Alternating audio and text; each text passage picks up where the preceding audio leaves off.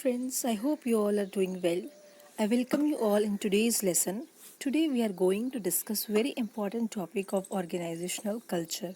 Actually today we will discuss about organizational culture, that what is organizational culture and how it affects in organization and how it molds employees behavior towards a certain goal. So let's get into the video and discuss in detail about organizational culture. तो organisational culture क्या है, सबसे पहले हम इसकी introduction करते हैं. Organization comprises of individuals and groups that affects the culture of an entire organization. तो ऑर्गेनाइजेशन क्या है, ये कंप्राइज करता है क्या, इंडिविजुअल्स एंड ग्रुप्स, यानी कि इसके अंदर क्या जो है लोग जो है कौन कौन लोग काम करते हैं और किसकी वजह से ये इसका कल्चर जो है ऑर्गेनाइजेशन का इफेक्ट होता है, वो आपके इंडिविजुअल्स है और ग्रुप्स है. क्योंकि कंपनी के अंदर आपको पता है या तो इंडिविजुअल्स है या तो इंडिविजुअल से बने हुए ग्रुप्स है और वो ही इफेक्ट करते हैं ऑर्गेनाइजेशन के कल्चर को. फॉर एग्जांपल जैसे हम बोलते हैं कि जो है कोई XYZ फैमिली है, तो हम अगर उसके बारे में डिस्कस कर रहे हैं तो हम जनरली ये बोलते हैं कि उस फैमिली का कल्चर ये है, उस फैमिली का कल्चर वो है. तो हम ये चीज़ कैसे बोलते हैं, क्योंकि उस फैमिली के अंदर जो लोग हैं, जो इंडिविजुअल्स हैं, जो लोग रहते हैं, वो लोग किस तरीके से बिहेव करते हैं और क्या कैसे जो है एक्ट करते हैं, क्या उनका नेचर है, किस तरीके से वो लोग परफॉर्म करते हैं, उसके बेस पे हम उनका कल्चर डिफाइन करते हैं, कैसे वो रहते हैं. तो सिमिलरली विद द ऑर्गेनाइजेशन भी, अगर हम लोग एक जो है एक बॉडी है और उसके अंदर जो कुछ लोग काम करते हैं जिन्हें हम एम्प्लॉयज़ बोलते हैं, इंडिविजुअल्स हैं वो लोग, और इंडिविजुअल से ही ग्रुप्स बनते हैं. तो इन दो लोगों की चीज़ों को हम लोग देखते हैं कि वो कैसे काम करते हैं और किस तरीके से वो एक्ट करते हैं कंपनी के अंदर, सिचुएशंस पर रिएक्ट करते हैं. तो उन सब चीज़ों से, जिस तरीके से वो लोग परफॉर्म करते हैं, उससे हमारा ऑर्गेनाइजेशन का कल्चर जो है वो डिफाइन होता है कि ऑर्गेनाइजेशन का कल्चर जो है बहुत फ्रेंडली है या बहुत रिजिड है या फ्लेक्सिबल है, किस तरीके का कल्चर है. तो ऑर्गेनाइजेशन का कल्चर कैसे पता चलता है हमें, उसमें जो इंडिविजुअल्स है वो किस तरीके से जो है वो काम करते हैं, उससे पता चलता है. So basically it's an arrangement of shared assumptions that are designed when invented and established by a given set of people in order to cope up with the external or internal problems of the organization. तो ये क्या है, basically arrangement है कुछ shared assumptions का, यानी कि कुछ चीज़ें शेयर्ड अजम्पशंस, कुछ कॉमन चीज़ें जो है वो डेवलप करी गई थी और उन्हें डिज़ाइन किया गया था, इन्वेंट किया गया था और इस्टेब्लिश किया गया था by a given set of people, यानी कि कुछ ऑथर्स या जो जिन भी लोगों ने ऑर्गेनाइजेशन को डेवलप किया था, फॉर्म किया था, उन कुछ काफ़ी लोगों के शेयर्ड अजम्पशंस थे. उन्हें फर्दर डिज़ाइन अप करके जो है कुछ गिवन सेट ऑफ पीपल ने जो है उन्हें ऑर्डर में लेके आया था, यानी उनको जो है कमेंसमेंट में लेकर आया था कि वो वर्क करेंगे ऑर्गेनाइजेशन में और कोप अप करेंगे हमें किस लिए, डील करने में एक्सटर्नल और इंटरनल प्रॉब्लम्स जो है वो कंपनी की, ऑर्गेनाइजेशन की, कि कैसे कंपनी में एक ऑर्गेनाइजेशन में एम्प्लॉय बिहेव करेगा, क्या रूल्स वो फॉलो करेगा इंटरनली ऑर्गेनाइजेशन में. तो वो हमें आपका ऑर्गेनाइजेशन कल्चर बताता है. हमारी एक्सटर्नल जो है वो चीज़ों पे कैसे रिएक्ट करना है एक एम्प्लॉय को, वो आपको कौन बताता है, आपका ऑर्गेनाइजेशन कल्चर डिफाइन करता है. तो which have worked well and is passed on to the new members and by way of organisational values. तो सिमिलरली ये जो चीज़ें हैं, ऑर्गेनाइजेशन कल्चर जो है वो किसी भी कंपनी का जो भी डिफाइंड होता है, वो one employee to another employee जो है वो पास होता रहता है.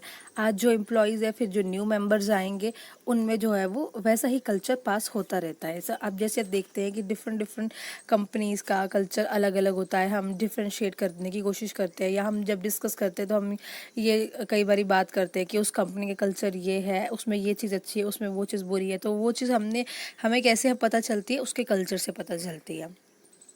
ठीक है, it defines how the employees will behave in the organisation. तो बेसिकली ये सिंपल सी चीज़ है, ऑर्गेनाइजेशन कल्चर क्या है, अगर हम इसको बिल्कुल एकदम लेमन लैंग्वेज में समझे तो ये डिफाइन करता है कि कैसे एम्प्लॉय जो है आपका कंपनी के अंदर बिहेव करेगा. बहुत सिंपल सी चीज़ है, किस तरीके से वो बिहेव करेगा, परफॉर्म करेगा, ठीक है। अब देखो, ऑर्गेनाइजेशन हमारा घर तो है नहीं, कंपनी हमारी घर तो है नहीं कि हम जैसे मर्जी चाहे वैसे बिहेव करें, हम लोग कुछ भी जो है हमारा मन करे, जो भी जिस वक्त हमारा मन करे हम वो कर सके, ऐसा तो है नहीं। वहाँ पे एक डिफाइंड स्ट्रक्चर है कि कौन सा टाइम है आपका परफॉर्म करने का, कौन सा टाइम आपका टी ब्रेक है, कौन सा लंच ब्रेक है, कब आपको क्या करना है, क्या स्ट्रक्चर आपको फॉलो करना है। तो कंपनी में वो सारी चीज़ें डिफाइंड होती है, तो हमें सिमिलरली वो रूल्स, वो पॉलिसीज फॉलो अप करनी है। तो ये एम्प्लॉय को बताता है ऑर्गेनाइजेशन कल्चर कि कैसे एम्प्लॉय को बिहेव करना है कंपनी के अंदर। तो बहुत ही सिंपल सी चीज़ है ये। आई होप आपको समझ में जो है वो आ गया होगा कि ऑर्गेनाइजेशनल कल्चर क्या है। ठीक है, फर्दर देखते हैं। Organisational culture can transform the individuals इधर into advocates of the organisation और क्रिटिक्स, यानी कि ये क्या बोल रहा है कि ऑर्गेनाइजेशन कल्चर जो है वो चेंज कर सकता है एक इंडिविजुअल को इनटू एन एडवोकेट और एन क्रिटिक। यानी कि अगर मैं जो है, मुझे कंपनी के बारे में बहुत अच्छे से डिफाइन अगर कंपनी करती है, मुझे उनके प्लान्स एंड पॉलिसीज़, रूल्स और उनके टारगेट से बहुत अच्छे से क्लियर अप कर देती है, तो मैं अपनी कंपनी के फेवर में जो है वो एक्सटर्नल लोगों से बात करूँगी। मतलब मैं अपनी कंपनी को है एक वकील की तरह जो है प्रोटेक्ट करूँगी, बचाऊँगी। अगर मेरी कंपनी में कोई भी कुछ मेरी कंपनी को लेकर कुछ बोलता है, ठीक है, और ऑन दी कॉन्ट्री अगर मैं क्लियर नहीं हूँ अपने ऑर्गेनाइजेशनल कल्चर में, तो I can also perform as an critics. मैं उसकी जो है वो क्रिटिसिज्म भी कर सकती हूँ उन लोगों के बीच में। तो अगर मैं अपने ऑर्गेनाइजेशनल कल्चर से ये कह लो कि अगर आप खुश नहीं हो, तो आप बाहर जो है जाके एक्सटर्नल एनवायरनमेंट में जाके बुराई कर सकते हो, अपनी ऑर्गेनाइजेशन की बुराई भी हम कर सकते हैं। और वही अगर हम खुश हैं अपने ऑर्गेनाइजेशनल कल्चर से और हम लोग बहुत अच्छे से डिफाइंड उनकी चीज़ों से, तो हम जो है उसके लिए, ऑर्गेनाइजेशन के लिए एक एडवोकेट की तरह, एक वकील की तरह काम कर सकते हैं। और उसे हम उसकी रेपुटेशन जो है वो एक्सटर्नल एनवायरनमेंट में बचाने की कोशिश करते हैं। सो ये क्या करता है, आपका ट्रांसफॉर्म करता है। कौन ट्रांसफॉर्म करता है? ऑर्गेनाइजेशनल कल्चर ट्रांसफॉर्म करता है एक इंडिविजुअल के माइंड में। वो इस तरीके का क्रिएट करता है कि वो उसके, या तो वो ऑर्गेनाइजेशन जो है के साथ बिलोंगिंगनेस फील करेगा या तो नहीं करेगा। So a strong culture lays foundation for sharing common values and collaboration. तो देखिए, एक स्ट्रॉन्ग कल्चर जो है कंपनी का, मतलब उसकी फाउंडेशन है, यानी कि नींव है, जो शेयर करता है common values and collaboration. Common values का मतलब ये है कि जो है हम सब लोग कंपनी के अंदर जितने भी एम्प्लॉयज़ होते हैं, इंडिविजुअल्स होते हैं, वो सब लोग एक पर्पस के लिए, गोल के लिए काम कर रहे हैं। तो सारे लोगों की जब कॉमन जो है कॉमन एनर्जी से एक चीज़ के लिए लगेगी, तो डेफिनेटली वो लोग अपने गोल्स को अचीव करेंगे। और कोलैबोरेशन जब होगा, यानी कि एक इतने, जब हम एक चीज़ को अचीव करने के लिए, अगर उसके लिए थाउजेंड्स ऑफ पीपल है, तो डेफिनेटली वो टारगेट जो है वो बहुत इजीली अचीव हो जाएगा। तो अगर कंपनी के अंदर अच्छा ऑर्गेनाइजेशनल कल्चर होगा, तो उसकी फाउंडेशन जो है वो क्या होगी? स्ट्रांग होगी, और वो अपने वैल्यूज़ को शेयर अप करके, कोलैब करके कंपनी के टारगेट्स को बहुत बेटर अचीव कर पाएंगे। सो हमने इंट्रोडक्शन पार्ट कर लिया है गाइज। अब we will do the functions of organisational culture. For functions of organisational culture क्या है, अब देखते हैं हम लोग। It defines the boundaries and differentiate the one organisation from another on the basis of culture and values. तो same जैसा हमने भी डिस्कस किया था कि वो है डिफाइन करता है आपकी बाउंड्रीज और आपको डिफरेंशिएट करता है एक ऑर्गेनाइजेशन से दूसरे ऑर्गेनाइजेशन में, ठीक है ना।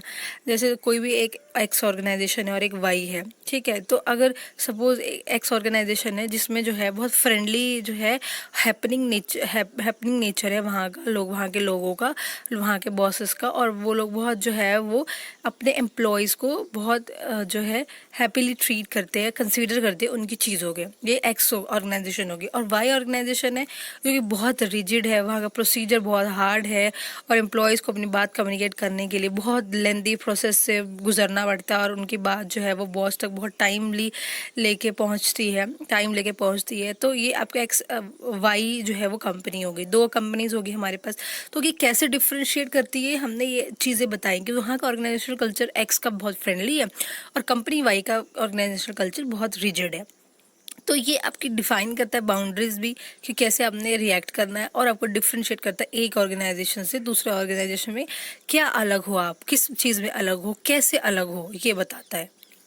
It creates the sense of identity for the members of the organisation. Very well, जैसे कि देखिए सब ऑर्गेनाइजेशन का एक जो है आइडेंटिटी होता है। जैसे suppose for an example airline industry है, तो एयरलाइन इंडस्ट्री जो है, एयर होस्टेस है और जो उनके क्रू मेंबर्स है या जो है एयरपोर्ट में जो है वो काम करते हैं लोग, तो उनकी पर्सनालिटी, उनका ड्रेसिंग सेंस, उनका जो है वे ऑफ टॉकिंग, उनका बिहेवियर हमें बहुत अलग जो है वो एक फील करवाता है कि यस ये कंपनी जो है, इनके जो एम्प्लॉयज़ है वो बहुत वेल बिहेव्ड है और बहुत रिस्पेक्ट से बात करते हैं और जो है ये कंपनी बहुत अच्छी है। तो इस तरीके से दैट इज़ हाउ वो आपकी आइडेंटिटी क्रिएट करता है मेंबर्स के लिए ऑर्गेनाइजेशन की, आपको एक पहचान दिलाता है सोसाइटी में। Culture promotes commitment to larger organisational goals than self interest of the individual. तो देखिए वही कल्चर जो क्या करता है, आपका प्रमोट करता है commitment to larger organisational goals. तो यानी कि वो कंपनी के गोल्स के बारे में बात करते हैं और सबका जो भी सेल्फ इंटरेस्ट होता है इंडिविजुअल्स का, उसको मोल्ड करते हैं किस लिए, ऑर्गेनाइजेशन के गोल को अचीव करने के लिए। ठीक है, चलिए नेक्स्ट देखते हैं फंक्शंस।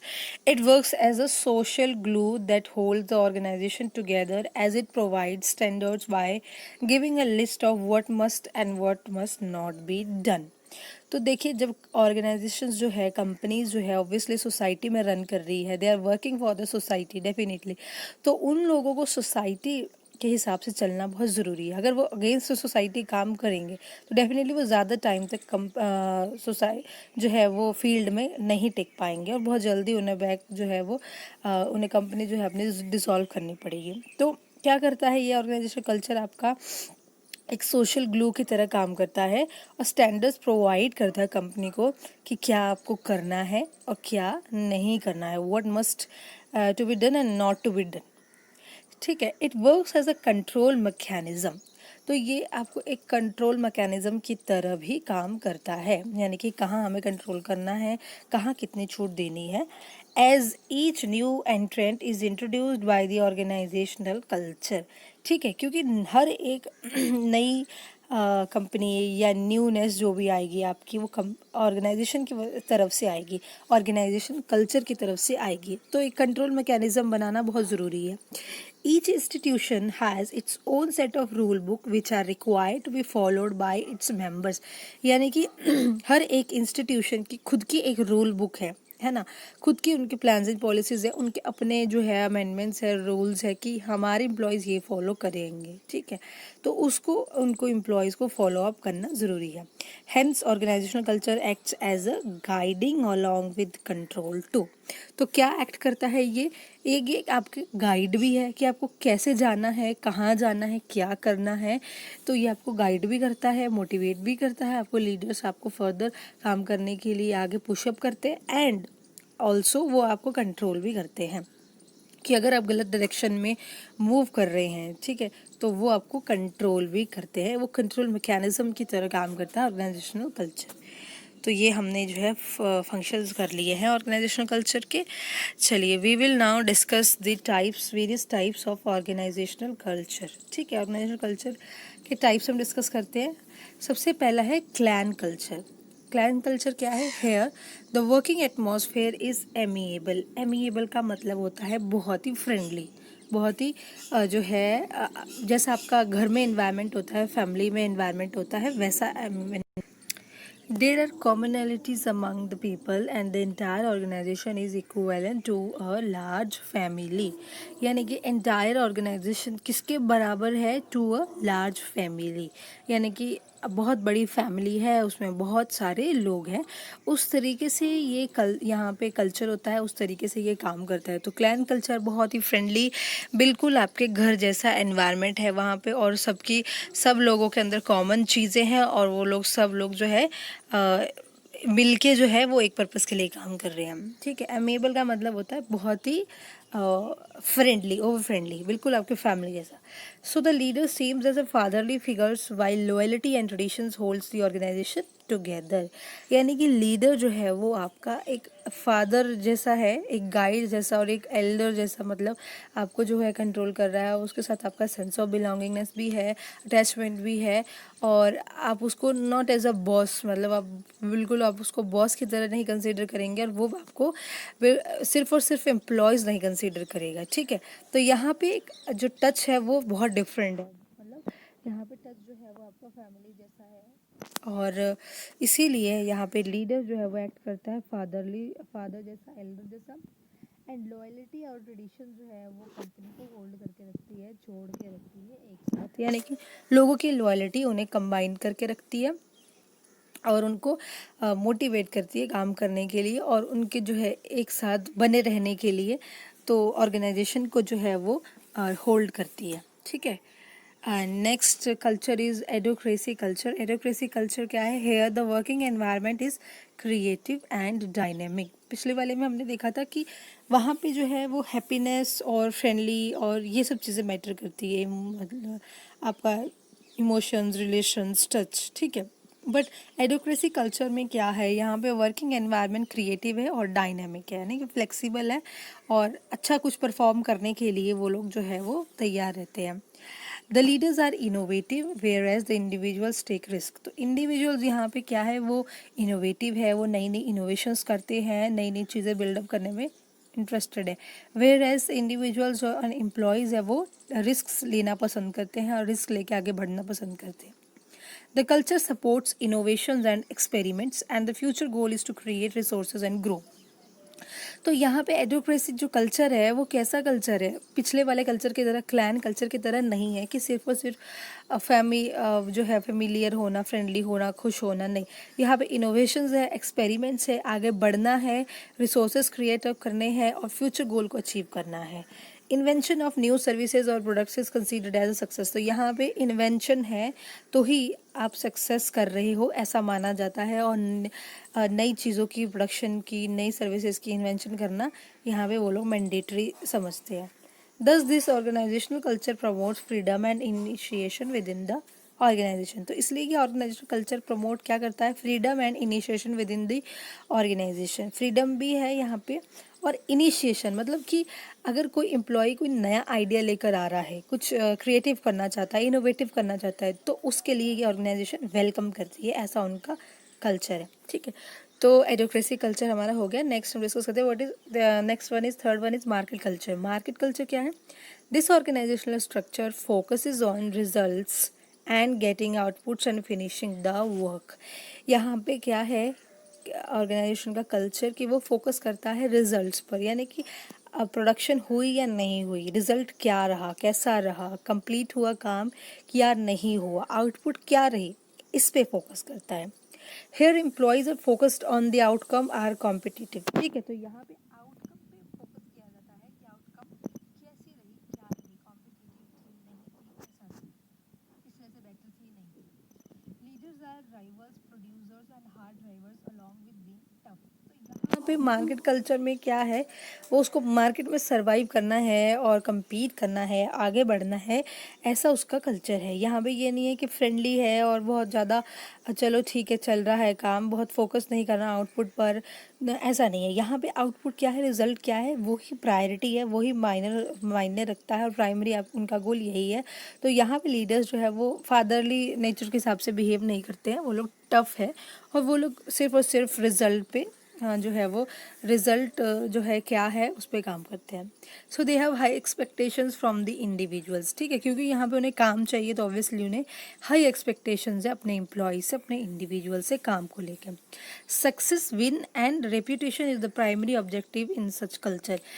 मार्केट कल्चर में क्या है, सो ये सीधा सीधा आपको बता रहा है कि सक्सेस, विन एंड रेप्यूटेशन यही आपको बनाना है, यही उन्हें अचीव करना है. सक्सेस अचीव करनी है, जीतना है, और रेप्यूटेशन जो है वो कंपनी की बनानी है. The sense of winning binds the organisation together. यहाँ पर आपकी क्या बाइंड करता है ऑर्गेनाइजेशन को टुगेदर, क्या होल्ड अप करके रखता है? Sense of winning. जो लोग जीतना चाहते हैं, जो लोग आगे बढ़ना चाहते हैं, वो ही यहाँ पर सर्वाइव कर पाएंगे। ये इस तरीके का कल्चर है। तो ऐसा कल्चर भी होता है ऑर्गेनाइजेशंस के अंदर। तो आई होप आपको ये मार्केट कल्चर जो है वो क्लियर हो गया होगा। बहुत ही कॉम्पिटिटिव और वर्क के हिसाब से है, मतलब सिर्फ और सिर्फ प्रोडक्शन और आउटपुट पे डिपेंड करता है। चलिए, this is the last culture, hierarchy culture, इसे डिस्कस करते हैं अब। It is also known as bureaucratic culture, यानी कि इसको हम ब्यूरोक्रेटिक कल्चर भी बोलते हैं हायरार्की कल्चर को। It is the most formalised organisational culture. अब ये वाला कल्चर जो है आपका, जैसे हमने पिछले कल्चर्स में देखा कि थोड़ी बहुत लीनियंसी, लिबर्टी वहाँ दी जाती थी एम्प्लॉयज़ को, उनकी चीज़ों को कंसीडर किया जाता था। बट हायरार्की कल्चर जो है वो सबसे ज़्यादा फॉर्मलाइज्ड कल्चर है, यानी कि यहाँ पे सारी चीज़ें फॉर्मल तरीके से होती है। ठीक है। There are procedures that define the behaviour and the work of the individuals. तो प्रोसीजर्स है, पूरा रूल्स है, वो फॉलो करने स्ट्रिक्टली, यानी कि रूल्स और प्रोसीजर्स को आप अनदेखा नहीं कर सकते हो और आप उसके बिना काम नहीं कर सकते हो कंपनी में। Leaders focus only coordination that results into efficiency. Leaders किस पे फोकस करते हैं? कोऑर्डिनेशन पे फोकस करते हैं, जो कि आपका एफिशिएंटली आपको आउटपुट प्रोवाइड करे, एफिशिएंसी जिसमें हो। ठीक है। The formal policies and rules bind the organisation together. अब यहाँ पे ऑर्गेनाइजेशन को टुगेदर कौन बाइंड अप करके रख रहा है, कौन होल्ड करके रखता है? Formal policies of the company and it's rules. तो जो रूल्स है कंपनी के, पॉलिसीज़ है, वही है जो है इस कल्चर में। हायरार्की कल्चर में क्या है कि आपको कैसे बिहेव करना है, क्या परफॉर्म करना है, क्या करना है, क्या नहीं करना है, वो आपका पॉलिसीज़ रूल्स बताएंगे। आपका जो भी स्ट्रक्चर है कंपनी के अंदर फॉलो हो रहा है वही डिफाइन अप करेगा। आप उसके अलावा किसी भी तरीके से बिहेव नहीं कर सकते हो, अपनी मनपसंद जो आपका मन कर रहा है वो नहीं कर सकते। और यहाँ पे कोई भी आपकी जो है पर्सनल चीज़ों को ज़्यादा कंसिडर नहीं किया जाता, क्योंकि जहाँ पर चीज़ें फॉर्मल होती है वहाँ पर हमें फॉर्मली बिहेव करना पड़ता है। ठीक है। तो ये हो गया हमारा हायरार्की कल्चर, ये हमारा लास्ट कल्चर था। आज हमने ऑर्गेनाइजेशनल कल्चर किया है, उसके फंक्शंस किए हैं और टाइप्स किए हैं। तो आई होप आपको बहुत अच्छे से क्लियर हो गया होगा ऑर्गेनाइजेशनल कल्चर क्या है।